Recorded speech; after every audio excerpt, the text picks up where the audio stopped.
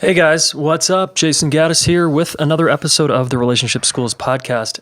I'm grateful to be here, coming at you from Boulder, Colorado. Welcome if you're new, welcome back. If you're returning, thanks for all the awesome reviews on Apple Podcasts. Appreciate it. Remember, you can also find us on Spotify and Google Play if you're not an Apple person. So thank you again for the glowing reviews. Yeah, so fun. Here's one from Serendipity, LH. For anyone looking to learn about relationships and grow, this podcast is an incredible resource. Boom, 5 stars. Thanks, Serenity. Man, so cool. Here's another one from Phil. I have instilled several of the things I've learned within your podcast in my marriage, and this stuff works, folks. Listening is one thing, but doing the work is another. Listen to this podcast, then do the work, and you'll see magical, positive ripple effects. Phil from Canada. Thanks, Phil. And he says, better than counseling. Heck yeah. Okay, if you want to leave us a review on Apple Podcasts, just scroll down with your thumb, 5-star it if that's true for you. And yeah, it's pretty straightforward, okay? Yeah, here's a good one. Overly generic and PC. Wow. No one's ever called me generic and PC. Thanks for that one. Appreciate that one. Happy couple. Right.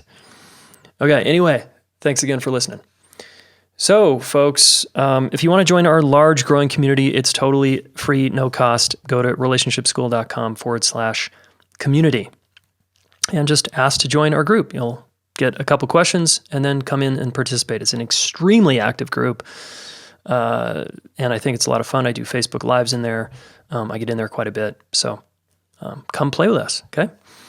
All right, in this episode, I've got Dr. Keith Witt back. He was in episode number 12. Way back when I started this podcast, he was one of my first guests. Thank you, Keith. Oh my gosh. And man, he went on and on. So this guy talks fast, and he talks a lot, and I did my best to interrupt him so that, you know, there would be some interruptions, because this conversation is really cool. It's about integral theory applied to relationships. And for some of you, integral theory is like, who cares? For some of you, you're kind of into that thing. For others, integral theory can be pretty heady. And so, because Ken Wilber is a pretty heady guy, extremely conceptual, but it's also really cool. I geek out on integral stuff. I'm not an integralist necessarily, but several of my friends are integral geeks. And I've taught here at the Integral Center, which is now closed here in Boulder, Colorado, many times. I've spoken at integral conferences and yeah, so integral's cool stuff. So Keith is a psychologist, psychotherapist, and man, his resume is actually quite thick. Yeah, so master's degree in counseling psychology from UCSB, University of Cal, Santa Barbara. Got a PhD in clinical psychology from the Fielding Institute.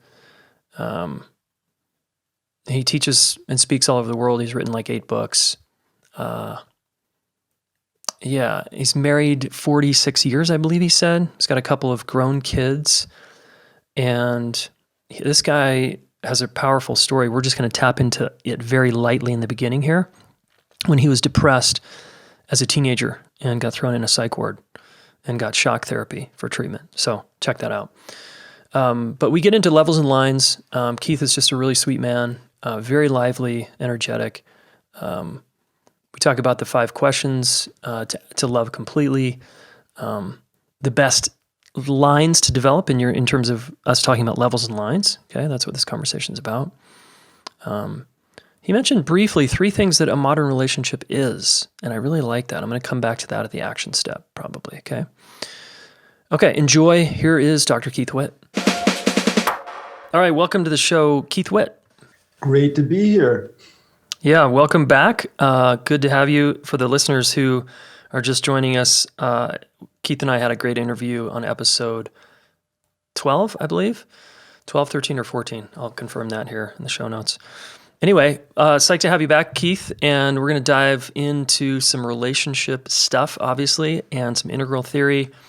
But before we do that, just tell the listener a little bit about you. Well, I've been a psychologist in private practice and teacher since 1973 in Santa Barbara. Got a couple of kids. I've written 8 books, most of them, all of them, integrally informed about relationships, about psychotherapy, about love, about shadow, about how to live and thrive, about integral mindfulness. I travel around the world and teach when I'm not in Santa Barbara, and have a couple of kids, have a great relationship with my wife of 46 years, Becky. Wow. And try to practice what I preach. Yeah, totally. 46 years. What would you say if there was one thing that makes it good after 46 years? What is it? Way back in the beginning, when Becky and I first met, it was in the 70s, which if anybody was around then, were just crazy relationally. And she was in love with another guy. And so she had to choose between me and this other guy. And I asked her later why she chose me. And she said she chose me because I was interested in growth. That she intuitively knew that she wanted someone who would grow with her. Mm-hmm. And Carol Dweck has done a lot of research on growth mindsets. Effort and progress over time is more important than outcome. Yeah. And so for 46 years, she and I have made effort and progress in loving each other better and helping each other evolve. Yeah. And, you've made a shift in a relationship when you stop worrying about whether it's the right relationship and start worrying about how long it's going to last before one of you dies. Right. That's a real developmental shift. Yeah, totally. We could stop the interview right here just because I feel like it's so poignant to just really underline how important growth is in a long-term partnership. That's really the secret sauce here for you. I'm sure among other things, but yeah, if you're not willing to look at yourself, you probably wouldn't have made it this far, right?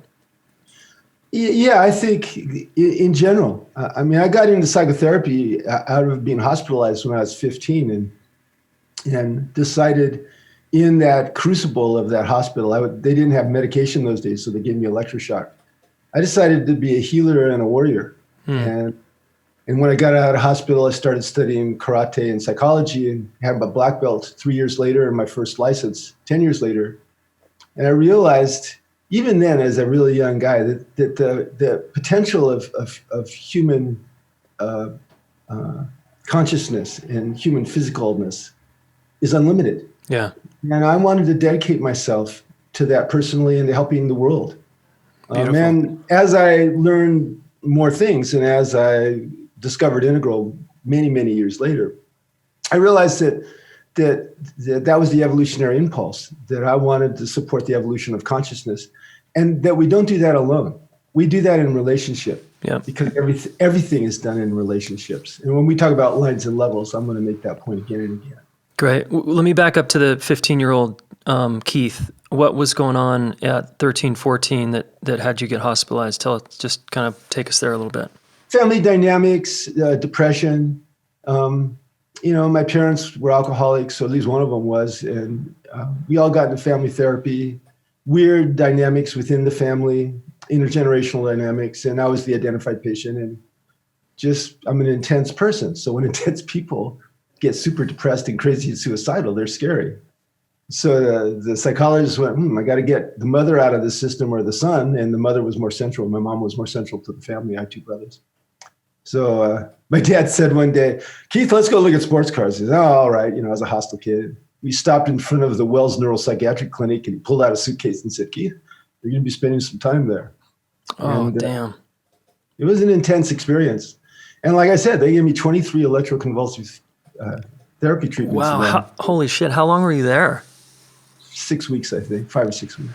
Now, clearly this is a ego confronting situation. Like, it sounds like you kind of woke up, you had an awakening type of experience on the other side, but Absolutely. Like, were you in total defiance and resistance of this thing? Were you pissed at your parents? What was going on? Oh, I was afterwards sometimes. Mostly what I realized, we discover who we are. In most tribal societies, around 15, the young shaman go through a symbolic death and rebirth experience. Yeah. And there's ceremonies for that in many societies. Unconsciously, I created that ceremony for myself. That was a death and a rebirth. Yeah. And I was born into the person that I am today. And I look back at it with a lot of gratitude. Oh, for sure. You know, my parents were doing the best they could to take care of the family. They stopped drinking that year, and they became young again and thriving. They had a good relationship, and they had a joyful, monogamous relationship with each other until my father died at 90. Wow. My mom's still alive. And so the therapy that we went into and the convulsion that my family went into that was mediated by the therapist was restorative in a way that I had never experienced before when I was developmentally. Mm-hmm. And when I was in therapy, even when I was a hostile, depressed young guy, the language of it was like a native tongue to me. I went, whoa, I want to keep speaking this language. I want to contribute to this language. Mm-hmm. And so I have. Yeah, big time. That's so cool. Wow. Powerful story. Yeah. Okay. That's an origin story. Yeah. And I'm sure, and then there's many chapters after this. Oh yeah. Let's fast forward to when you discovered Integral and mm-hmm. Give us just a quick, what is Integral and what had you stumble upon it and why you found it was useful? You know, in the 90s, in the late 80s, I kind of felt like an outlier in psychotherapy. Spirit has always been as real to me as science. And science has always been as real to me as spirit. The individual interiors, subjective experience and the intersubjective experience, like what you and I are having, that was always real to me. And I always could feel that there were fields that were being created and affecting us. And not just between people, but across generations and across time. Anybody who's done therapy a lot, I've done over 65,000 therapy sessions. They've had so many psychic experiences that it's just an ordinary thing. That's only explainable by us being connected in profound ways and affecting each other in profound ways. And so I was introduced first to David Deda's stuff about the masculine and feminine, which was great because, again, it was, okay, here's somebody that speaks my language in terms of men and women are different. Relationships are asymmetrical, but they're complementary. Mm-hmm. And then I found out that Deda was a friend of this guy, Ken Wilber, started reading Ken, and then recognized that the Integral was a meta theory where you put any theoretical approach into it and it expanded it. And I got super excited and started teaching out of it. And, went to Boulder and went to the first Integral Psychotherapy Conference, and then met Ken and wrote a book on integral psychotherapy called Waking Up, and later became a friend. I go to Boulder when I'm there and hang out with him and other people and teach integral psychotherapy, integrally informed sex therapy, integrally informed couples work, group work. And what I mean by a meta theory is if you look, integral is they call it quadrants, levels, lines, states, and types. What the quadrants are looking at any given moment from the individual inside, subjective, from the individual outside, objective, from groups inside, how groups feel to each other, and from groups outside, how they appear. Those are the quadrants. Lines and levels are human beings grow on a number of developmental lines from conception to death. And by the way, all those lines happen in relationship. There's no developmental line that doesn't happen in relationship with other people and with the world and with nature. And let's just kind of, for the listener, so they don't get lost here and start spacing out, let's ground it with just a practical example. Let's just talk about my marriage. Okay, so in my marriage, so I've got this 4 quadrants model, and I don't want to get too deep into that, but I can think about myself, I can think about my wife and I, right? I can think about our relationship and then how it's perceived from the outside. Is that? Yeah. Okay. So let's look at your marriage. Okay. So there's how you feel about yourself in the marriage. Yep. Your own interior experience when knowing you're married. What's your wife's name? Ellen. Okay. Then there's what? Okay. So that's the upper left quadrant. That's the individual subjective. That's me, Jason, in this marriage. Then when I'm around Ellen or when I'm thinking about Ellen, there's an Ellen and Jason. There's a we. Yep.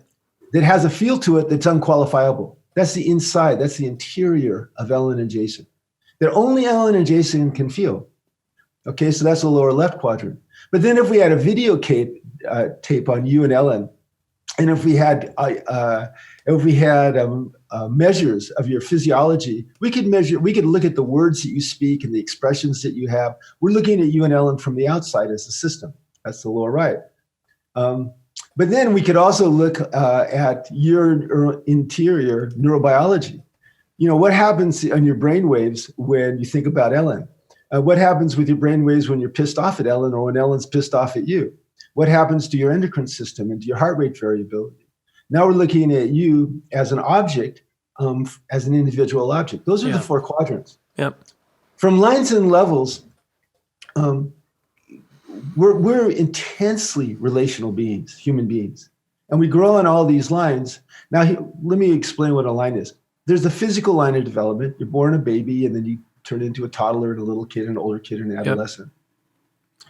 Okay, so you see, that line of development goes in one direction, and you can't skip levels. No, you can't be a grown-up after you're an infant. Yeah. You got to go through the levels. That's true for cognitive development. You know, you're born thinking with your entire body, okay? That's sensory motor intelligence, or just kinesthetic. You grow to being able to have a sense of self and other people having a sense of self. That's about 12 months old. That's a cognitive achievement. Then you grow to be able to notice your own interior, yourself as a thinking person. That's theory of mind. That's 2.5. And then on and on. Yep. You know, when you're your kid's age, you're concrete operational. You think in either or black and white terms. You have a 9-year-old and a 10-year-old. But then in about 3 or 4 years, their brain's going to expand and their relationships will get more complex, and they'll be able to think relativistically. That's called formal operational. And then if you continue to develop, you can learn how to bind together your intuitive sense and your ability to reason into what in integral we call vision logic. So that's the cognitive line of development. And all of those capacities need other people to develop. Yeah. If you don't have another person that's thinking around you, you don't develop those capacities intact. And you have moral development that you develop in relationship with other people. And you need to have people around you that show the next level of moral development for you to grow in that direction.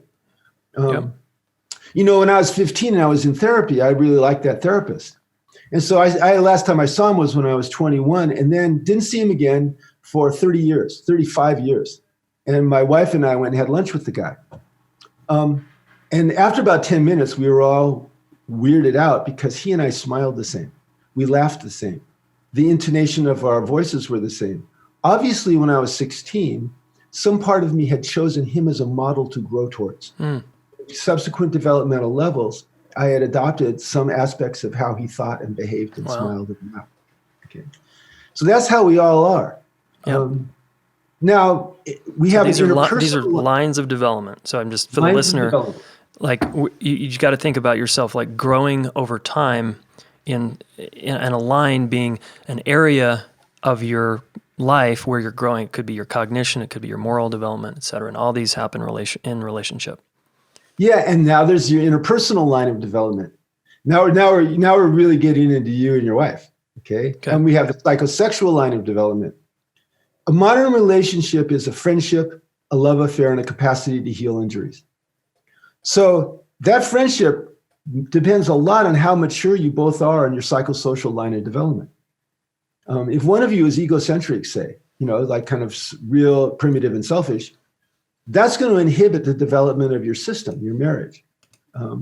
If one of you is super developed, really wise, really understanding about friendship and love and connection, it will pull the other person up. It will help them grow. In your psychosexual line of development, if you both are aware of your sexuality and supporting your own emergent sexuality and your partner's emergent sexuality, your love affair will tend to be in good shape. There's a line of development called the integration of defenses line of development. And this requires a little explanation, but it's really important. Human beings, as we grow, when we feel threatened, our nervous system develops reflexes to protect us. Yeah. The defenses. Yeah.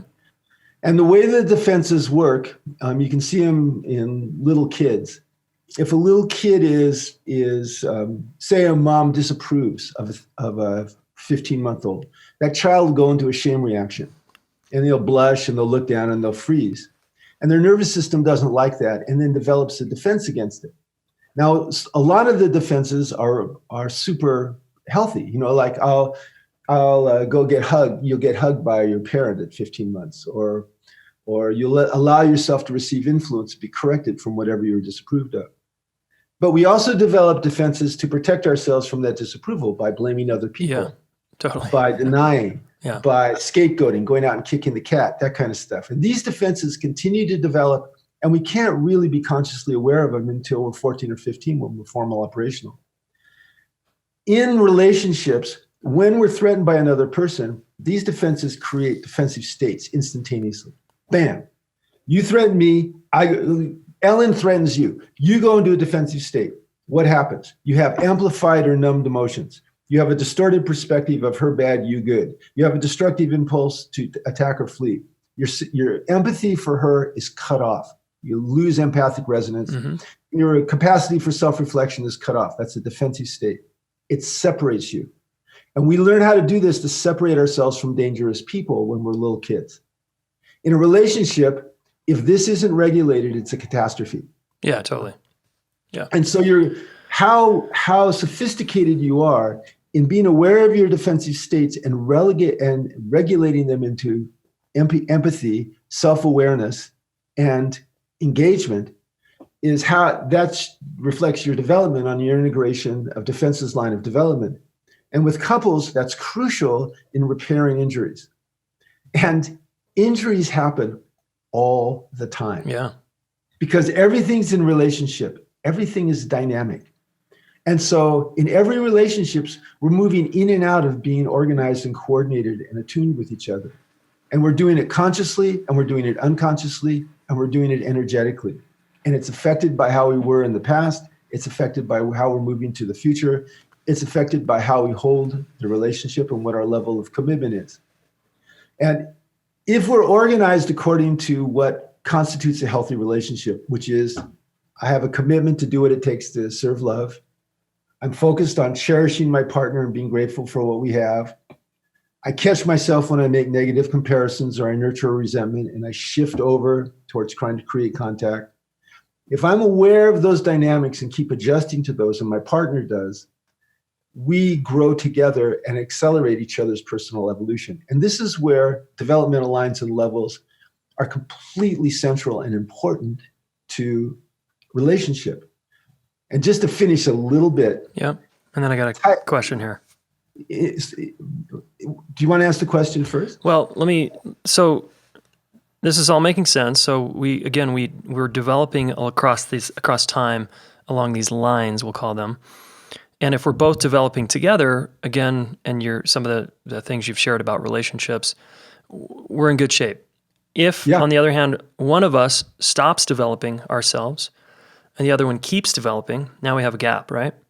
So we're at different lines now on these levels? We're different levels on these lines. Different levels on these lines, right. Yeah. And what people don't understand about lines and levels is that they're fluid. We're shifting all the time. You know, basically a level on a developmental line is just a probability wave. You know, if I'm generally at a self-aware construct where if I'm at a level of development where I can be aware of how I'm relating to you, how you're relating to me, and kind of what the form of our relationship is, the structure of it, that's called construct aware. What that means is that I'm there most of the time. But if I get threatened, I can regress all the way down to egocentric and you being an object. Yeah. And then now we're back to the integration of defenses line of development. If I don't notice that, it doesn't matter how great I am when I'm relaxed and socially engaged. Now, this is super important in relationships because in relationships, we are as intimate with that person as we were with our family of origin. And that's where the defenses originally developed. And so in that level of intimacy, when there's a little threat, those defenses from the very beginning come out. And if we can't regulate them, because we're intensely relational, we always create complementary states. It's talking about states of consciousness. Yeah. If I enter a state of consciousness that's defensive, you're going to enter a complementary state of defensive state, and we're going to form a relational defensive pattern. And we'll enact that again and again. And every time we enact it, we deepen it. We deepen it neurobiologically. Yeah. It's like a trench. We deepen the morphic field that we're creating. If we don't notice it, it tends to expand. And it's actually a form of violence, because those patterns are basically patterns of disconnection that we cooperatively enter when we're threatened. And, I've worked with, I don't know how many hundreds of couples over the years. Couples generally come into therapy on average 6 years after problems started. And by the time they come in, they've enacted these relational defensive patterns so many times. Yeah, they're entrenched. They're attractor states. Yeah. And so now I have to teach them about attractor states, and I have to teach them new states of being that work better. And when they're threatened, the tendency is to go to these defensive states, and it will continue to be until they've practiced the new ones enough that those become stronger attractors than the defensive states. Yeah. And that's development. That's personal evolution. Mm-hmm. We see this on cultural levels. We see this on right. Everywhere. And so if I'm in this entrenched couple, 6 years, we've been in this pattern, we finally come to see you. And meanwhile, I've been, let's say, you help us and we start to get some awareness. And let's say my wife starts to develop and I decide to take it to the meditation cushion and I just want to meditate sort of the problem away. And I'm developing that line in terms of my consciousness and my ability to kind of go into emptiness. I'm now staying stuck at a certain level, right? That's entrenched with my wife, and then I'm using spirituality to try to get at the problem, and it's not actually going to work. Yeah, it's called spiritual bypassing. Yeah, I'm trying to skip steps, like you're saying, skip developmental steps, which you can't do. Can't do. And that's why relationship's so awesome, is because you can't skip anything. No, you can't. Hey, what's up, guys? That time of year again to be thinking about our weekend workshop, the Accepted and Connected Weekend here in Boulder, Colorado. We run this a couple times a year, and it's all about conflict. So check it out. Here's what Daisy had to say. I feel like I was super excited, and then somewhere between 5 and 60 minutes into the first night, I was like, oh shoot, I actually have to talk about conflict in this almost uncomfortable place, and it became real. I just kind of realized that I have conflict in any relationship that I have, but conflict with my mom and my dad and friends, family. So I'd like to get better at it. We learned a lot of different tools that are really small, but I think will help create a lot of big shift when navigating conflict, and we got to practice them a lot. And so I feel like I'm leaving with more tools that I've begun to integrate, and I can use them in the outside world. I think that Jason and his team are really well educated and have a really good understanding of relationship and people and conflict. Having both the spaciousness to navigate conflict and also more a laser focus of less being in our story about what we're fighting about and more of just like, I'm here and I want to get through this with you because I care about you. I just feel like it can help everybody. Yeah, it can help everybody. Thanks, Daisy. Thanks for going for it. All right, if you want to check it out, guys, registration is now open. Go to relationshipschool.com/connected, and we'll see you there. I've written a couple of books on shadow, one of them, Shadow Light.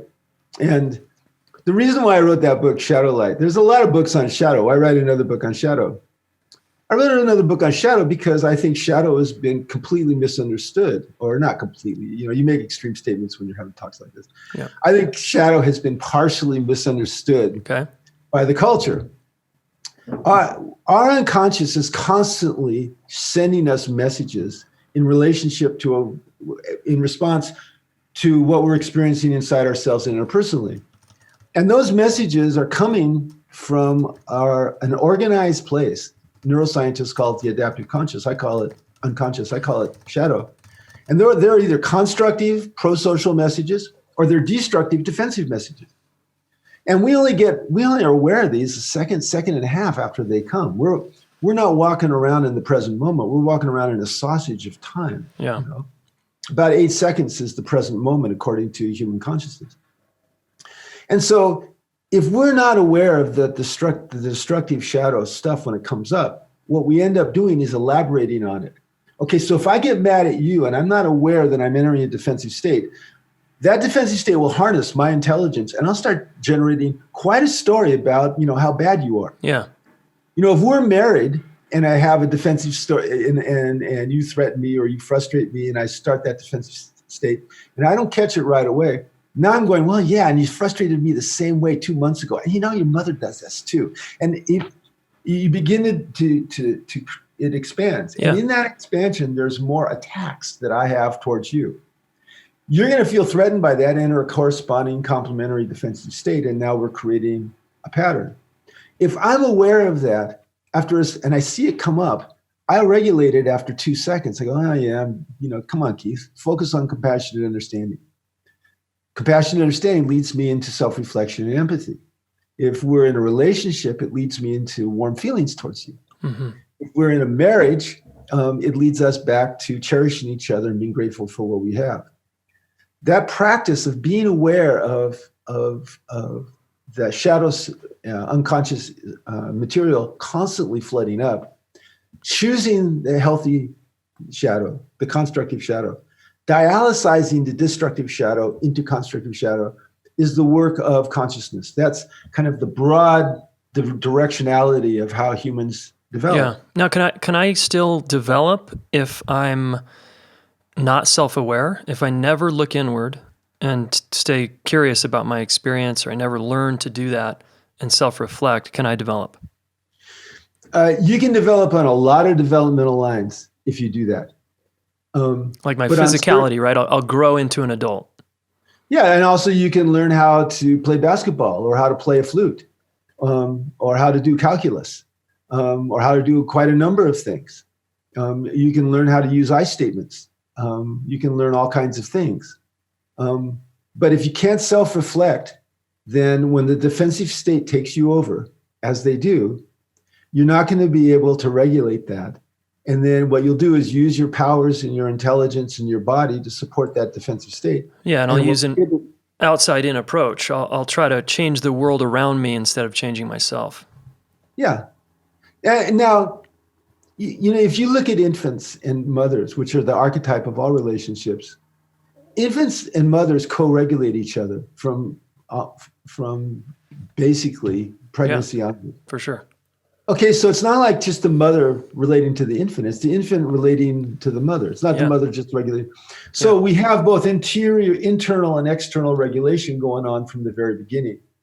Now, if you and I are intimate, and particularly in modern society when we don't have a tribe, we just have a family, which is very, very small. It just feels very fragile to us on a genetic level. It's just a fragile organism, a family. We want to have a tribe of 30 to 150 people around us. If I feel threatened in that particular little tribe, I'm really feeling a lot of danger. And if I can't be self-aware of that and regulate back to us being good, then that sense of threat and so on creates more negative, more self-destructive, destructive shadow stuff to protect myself or to regulate myself from the bad feelings I'm having associated with this distress. And what do we have? We have addiction, we have people cheating on each other, we have all kinds of things. But some people are also in that tribe model that you're talking about, might be looking for that, hey, are we good, from someone who actually isn't available. Yeah. And that's problematic, right? Like, so you're talking about, hey, are we good, to members of the tribe that are actually available to reciprocate. And so with a couple, what you want is, if I'm not available, I'd like you to be thinking about how to help me be available. And if you're not available, I want to be thinking about how I can help you be available. Yeah. Say there's one couple I think about, and this is characteristic of many couples. The wife gets so upset that she can't relate. All she can do is think of doing violence. Okay, so what he's learned is when that happens, he gently but firmly stops the interaction and withdraws as gently as possible, waits until her level of arousal drops until she's able to engage, and then try to engage her in a kind fashion. He's learned in that relationship, and all relationships are asymmetrical. There are things that one person is better at, one person is worse at. He's learned that is a way of helping her become available to be soothed by him. Yeah. But more importantly, he's learned that I don't want to fight back when she goes into that place, get more violent than her. This is how domestic violence happens, which is 25% of couples will hit each other. I mean, that's a huge percentage. Yeah, that is huge. What he's learned is when she's not available, my job is to help her become available. Mm-hmm. And so that's what we want to learn. That requires so much, though. That for someone who's like shut down or not available, that's like a developmental leap forward. It is, and it's difficult. One thing about developmental lines is that we go from being organized at one level to being disorganized at that level because it's not working exactly the way we want it. And then we find a new way of being, and then we reorganize at a new level. My friend Sean Esborn Hargens says, we take a perspective, but we're seeking a better perspective, and then we coordinate the new one, and then we embody the new one, and that creates developmental progress. Okay. So in relationships, we hit a point where something's not working. We have a kid, and the way that we related before isn't working, so we get disorganized. There's difficulties. Okay, so then now together we want to find a way through to get organized with each other so that our friendship, our love affair, and our repair of injuries is feeling better served with this added thing of how do we become parents together. Yeah. We reorganize, if ideally at a more complex level where we're doing those things and we're a little bit deeper. If we can't do that, we tend to enter more defensive states and be more separate. Yeah. And we start resenting each other. Totally. Nurturing. Yeah. Okay, let me ask you a question, Keith. I'm so curious to get your take on this. You're kind of alluding to it there, but I'd love your take or what you think of Ken's, how he sees this in terms of development. What is it really that allows a person to kind of wake up and self-reflect and begin to do the work or grow on a lot of levels and lines versus a person who stays entrenched and stuck? Like I'm thinking of let's say you at 15, did you have siblings? Yeah, I had two brothers, an older one and a younger one. And did either one of them not grow and develop themselves? In certain ways, yeah. Yeah. Okay, so let's just, and I'll just paint it as black and white as I can just for the listener here, even though it's obviously not that way. So let's say you woke up at 15 and you said, oh my God, I want to work on myself and change myself and have a better life and I want to give back. And your brother, let's say, didn't. And you're in the same family. What makes you have this moment and kind of get on the path, so to speak, and someone in your same exact family not do that? What's your theory on that? Well, the other two things in integral are states and types. We've been talking about states, defensive states, but we're different types of people. 40 to 60% of most personality characteristics are heritable. 40 to 60%. That being said, there are certain characteristics that everybody has to some extent: cooperativeness, harm avoidance, reward dependence, but also self-transcendence. Self-transcendence is a hardwired characteristic of humans. We all want to self-transcend. Now, you're saying deep down, because I'm looking at a lot of people that no, there's a lot of people that don't want to self-transcend. Not consciously, but the instinct to self-transcend is in them. It's in them, and it gets expressed in one way or another. It'll get expressed in how they do their yard. It'll get expressed in how they decorate their house. It'll get expressed in how, my brothers both have grown in different ways. They don't have the same psychological and spiritual interests that I have. Yeah. But both of them have become wiser, more loving, more compassionate men. And I've seen that in them, and I felt it in them, and I have seen it in their families. So they have grown without having that particular level of psychological awareness. That being said, there are certain kinds of cognitive dissonance that don't happen with them that happen with me. Yeah. You know why? I'm aware if I'm acting in a way that's inconsistent with a certain kind of value. And, you know, so what I'm hearing is that your brothers started to, correct me if I'm wrong here, develop themselves in other ways. And we could say they developed themselves on different lines and even in different value systems and values. Value systems, you know, we grow through different worldviews. You know, egocentric worldview, conformist worldview, rational worldview, pluralistic, integral worldview. You know, those are different worldviews. The conformist worldview, we tend to have conformist worldviews in certain situations. A conformist worldview says, I go with my core beliefs and I'm not going to let data interfere with my core beliefs. Mm-hmm. Okay? So for me, a conformist worldview is I believe that love heals. You would have to show me a huge amount of data about love causing problems. I mean, you know, the actual experience. Yeah. Okay, to change that belief. Yeah. So my older brother is a Trump guy. Okay. So he has a conformist belief about Republicans and Trump. So he doesn't have cognitive dissonance when Trump doesn't live the values that my brother holds sacred. There's no cognitive dissonance because he has a conformist worldview, and conformist worldviews don't have cognitive dissonance. Just to explain cognitive dissonance for the listeners so they know what you're talking about.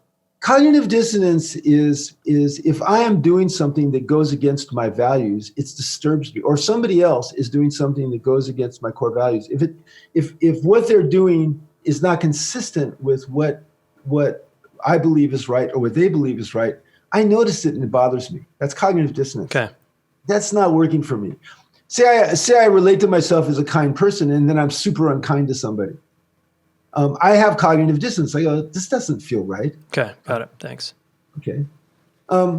If you don't have cognitive dissonance around, if you have a conformist worldview, what you'll do is rationalize violent impulses rather than go, you know, I'm not a violent person and yet I'm acting in a psychologically violent way.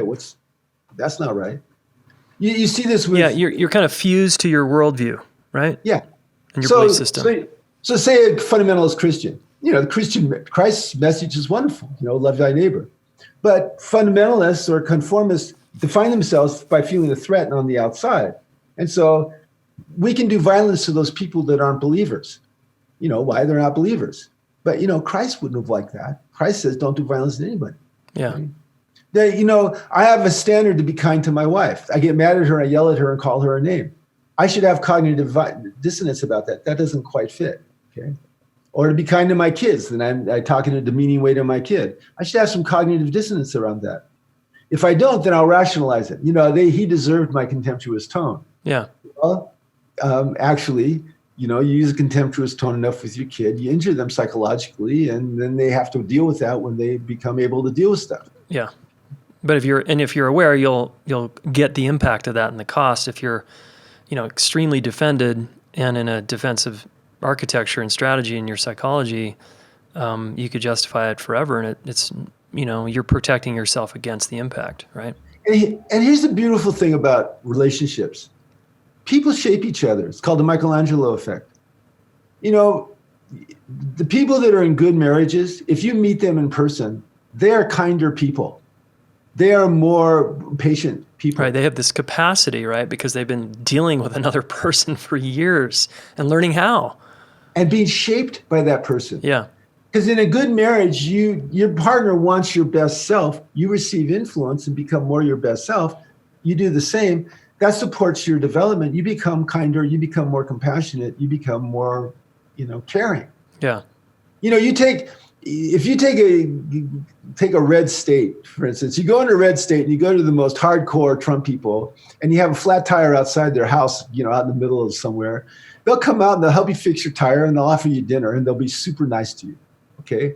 Most people, if they are growing and if they have relationships that matter to them, tend to be kind to other people in their presence. Yeah. When we enter defensive states, we objectify other people. If we don't notice that, we can do damage. And so that's why the integration of defenses line is such a huge thing. Yeah. So I'm hearing that, we obviously I just want to mention this as we wind down, that there's Sure. a lot of tools available for someone to develop in any particular line they want to develop, right? Absolutely. And a lot of people to help. And Remember, we a grow lot a of people. relationship with other people. Yeah. Yeah. So, just to kind of wrap the levels and lines conversation up, in a long-term relationship, is there a line that you think is most important to develop? The three that really stand out are the psychosocial for your friendship, the psychosexual for your love affair, and the integration of defenses line for that constant ability to repair injuries, little ones and big ones. What did you call the last ones? Integration of defenses line of development. Those three, those are crucial because the friendship, the love affair, and the capacity to heal injuries those are the foundations of a relationship. Yeah. And when you first meet somebody, you have a commitment. I'll stay as long as it works. Okay. I'll stay as long as my needs are being met. I'll stay as long as I like you, that kind of stuff. Sure. When you're dating. But then when you get serious, that shifts to I'll do what it takes. And in my book, Loving Completely, I talked a lot about this. There's 5 questions you can ask about another person that gives you data. And the answer needs to be yes to those 5 questions for that relationship to not have major problems. And, one question is there erotic charge with us, erotic polarity? Another one is do you take care of your physical, psychological health? Another is, if we're in distress, are we able and willing to get back to love? Are you able and willing to do what it takes to get back to love? Another one is, would you show up appropriately for a parent and family member? And a 5th one is, do you have something that's larger than yourself, that's sacred, and are you respectful and admiring of what's larger and sacred to me? Like those dimensions, those are crucial dimensions going forward. If one of those has a problem, there'll be injuries in the relationship that will, and as you address those injuries, it will tend to cause you to improve in that particular dimension. And what couples do when they're dedicated, I'll do what it takes to love you, when there's a problem in one of those areas, they'll grow a little bit. They'll shape each other a little bit. Yeah. Yeah, that's cool. Okay, so this is great. These 5 questions are awesome. Now, you mentioned your book, Loving Completely. Will you mention that? And as we kind of gear toward the end here, I'd love people to be able to find out where this book is and also find out more about you. Great. So great talking to everybody. Great talking to you, Jason. Yeah, always. You go on my website. Yeah, it's fun. You go on my website, drkeithwitt.com. You'll see I have 8 books that I've published. Loving Completely is the book I wrote about relationships, choosing partners, maintaining a relationship throughout the lifespan, because we have many marriages. We don't just have one because we grow together, whether it's with other people or with the same person. There's my book, Shadow Light, which is about working with shadow, and the Shadow Light workbook, that's an accompanying book. And then I have a book on integral mindfulness, and I have a book called The Gift of Shame, a book called The Attuned Family, and I have a couple of books on integral psychotherapy, waking up in sessions. Also, I have a class called 100 Reasons to Not Have a Secret Affair that I just released this week. Cool. And there are 100 reasons to not have a secret affair, and take my class and either avoid having an affair, or if you're in the middle of one, find your way out, because it's dirty and messy trek, and you need a lot of help. So drkeithwitt.com. You can find my books on Amazon. Just Google Amazon. Okay, awesome. So we'll put all that in the show notes, folks, so you are clear on that, and that's drkeithwitt.com. That's right.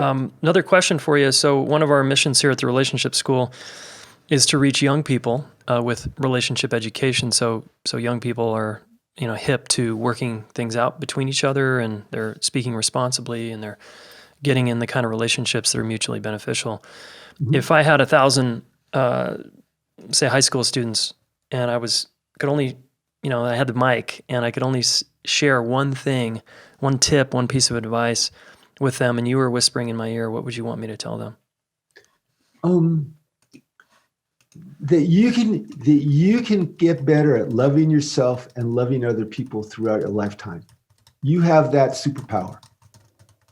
And you as a human being, as a carrier of the precious human consciousness, you have a responsibility to learn how to love yourself and love other people better throughout your entire life.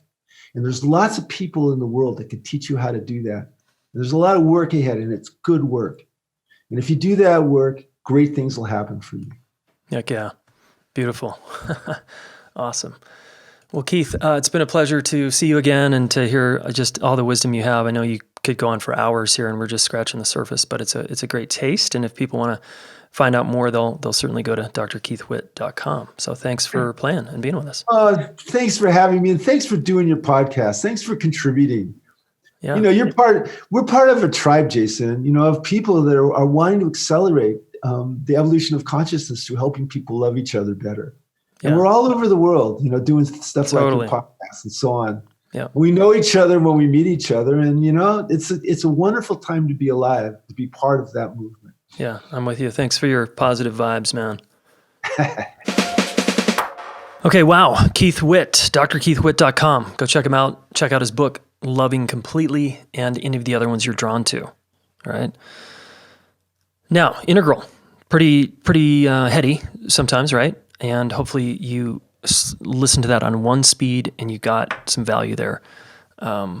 I thought one of my favorite parts here was he just blew by it, and I meant to come back to it, which was there's three things that a modern relationship is: a friendship, a love affair, and basically the third thing is like healing each other. It's a collaborative effort to grow and heal each other and work through your issues together.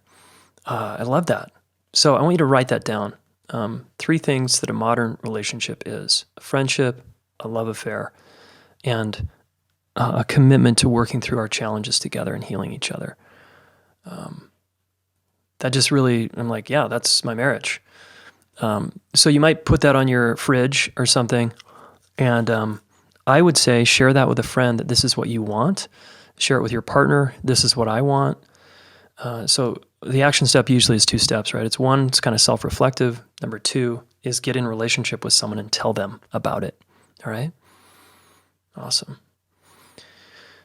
Okay. Yeah. Again, thanks again. Join our community, relationshipschool.com/community. And we're all moving along and deeper.